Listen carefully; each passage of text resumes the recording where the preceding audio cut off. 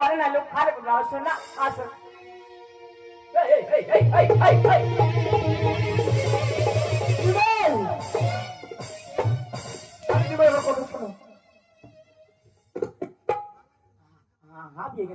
ভয় পেও না, ভয় পেও না। আমি ভেবেছি আমি নির্দোষ আদর করতে নির্দোষ ভূতলে বলবে আমার কথা শোনো।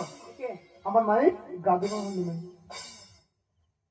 বাংলা অবস্থা করবি বাবন না, আমার মায়ের গাদু মাহুন।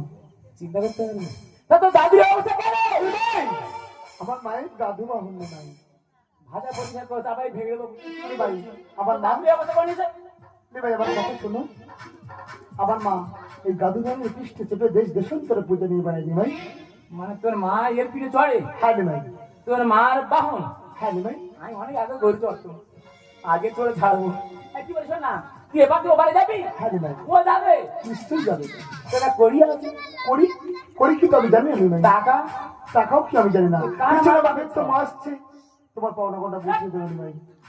হ্যালো করিমা করতে তুমি কেমন পর একটা ছোট শর্ত আছে ভাই কিবার সত্য বলো। যদি আমার চড়তে দিস তাহলে তোর এবার থেকে না, না, না, না। আমার মা ছাড়া দ্বিতীয় কেউ গর্ত মনে কৃষ্ণ গ্রহণ করো না ভাই।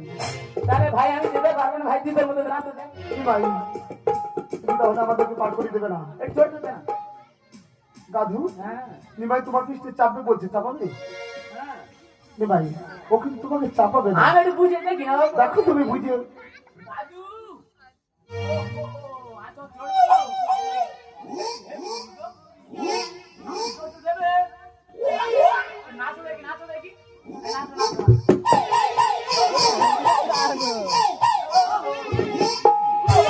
এই মেয়েটা সাথে উঠে দেবে তো তখন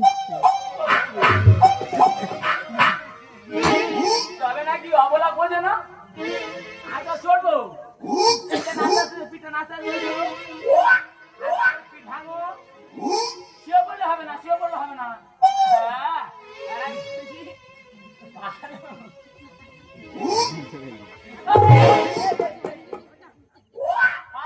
কেন হবে না শুলে হবে না হ্যাঁ হ্যাঁ এরকম একটা ঘিরে নিয়েছে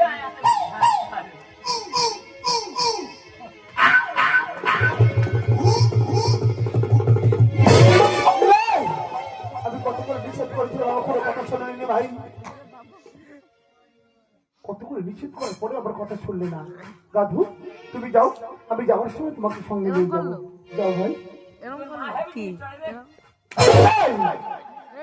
গর্দ ভাই কিছু নেবো না, আমার কথা শোনো ভাই। আমার মায়ের গাধু ভাই আর আমাকে পার করে দাও গাধু।